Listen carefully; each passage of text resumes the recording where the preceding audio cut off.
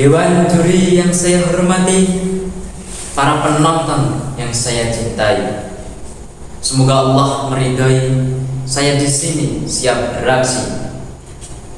Assalamualaikum warahmatullahi wabarakatuh. Alhamdulillah, wassalatu wassalamu ala rasulillah wa ala alihi wa sahbihi wa wala, amma ba'du. Masa muda, masa di mana penuh dengan kekuatan, penuh dengan potensi dan peluang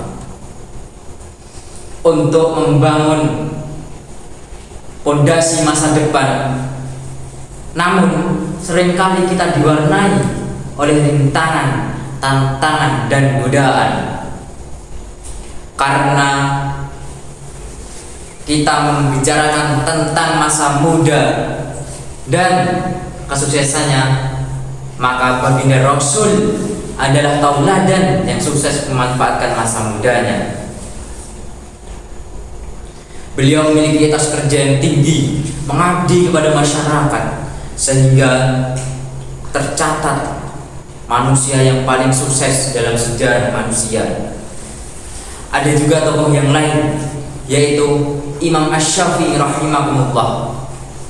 Beliau di usia 9 tahun sudah hafal Al-Quran, Masya Allah. Kemudian ada Ibnu Sina. Beliau di usia mudanya sudah menjadi bapak kedokteran dunia, dan yang lainnya. Karena itulah baginda Rasulullah SAW berpesan dalam penggalan hadis riwayat Bukhari yang berbunyi, syababaka qabla haramika.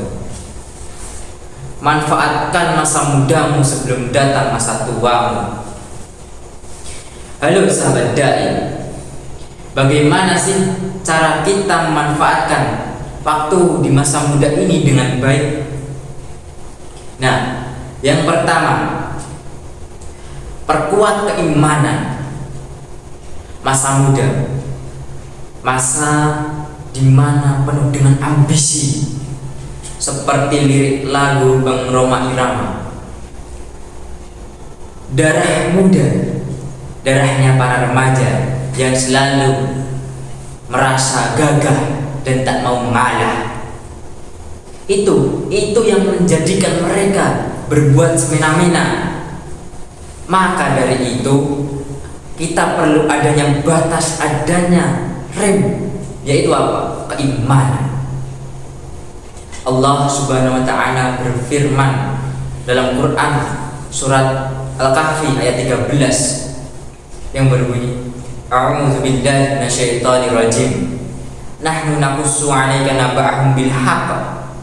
Innahum fityatun amanu bi rabbihim wa zidnahum huda.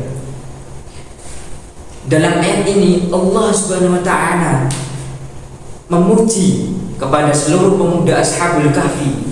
Karena apa? Karena mereka memiliki keimanan yang kuat dan berpegang teguh kepada petunjuk Allah Subhanahu wa taala. Kemudian yang kedua, giat belajar. Sangat-sangat rugi jika kita tidak belajar pada saat ini, pada usia muda saat ini. Allah Subhanahu wa taala berfirman dalam Quran surat Az-Zumar ayat 9 yang berbunyi, A'udzu billahi minasyaitonir rajim. Qul hal yastawil ladzina ya'lamuna wal ladzina la ya'lamun. Innama yadhakkaru ulul albab. Nah, dalam ayat ini Allah Subhanahu wa taala memberikan pernyataan yang tegas. Perbedaan antara orang yang berilmu dan orang yang tidak berilmu. Ada pepatah mengatakan,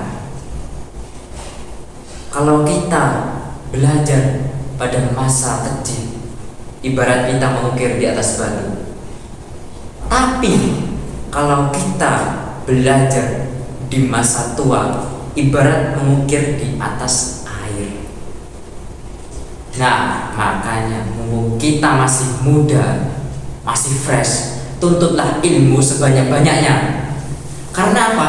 Karena dalam surat Al-Mujadalah ayat 11 di situ dijelaskan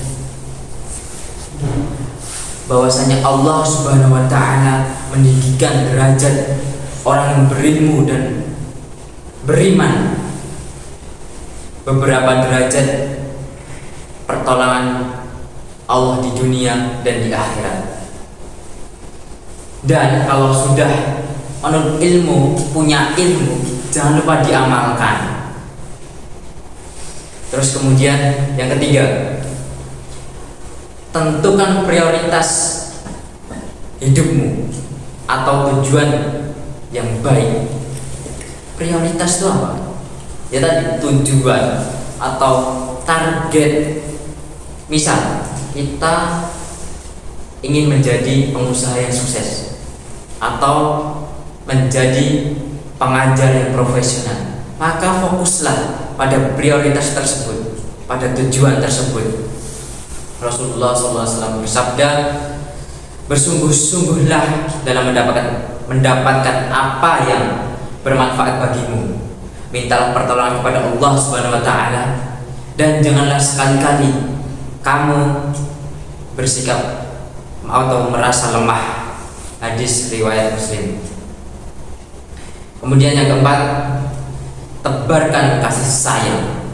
Dalam hadis riwayat Bukhari, Rasulullah SAW bersabda, sayangilah apa yang ada di bumi, maka yang ada di langit akan menyayangimu. Di sini dijelaskan, peliharalah hubungan baik kalian antara keluarga, saudara, dan teman. Kemudian yang kelima, tebarkan manfaat sebanyak-banyaknya, manfaat yang baik. Kita di masyarakat itu bisa mengabdi, bisa berkontribusi kepada organisasi sosial yang sudah banyak membantu orang-orang. Karena Rasulullah SAW bersabda, khairun nasi anfa'uhum linnas. Sebaik-baik manusia adalah yang bermanfaat bagi manusia lainnya.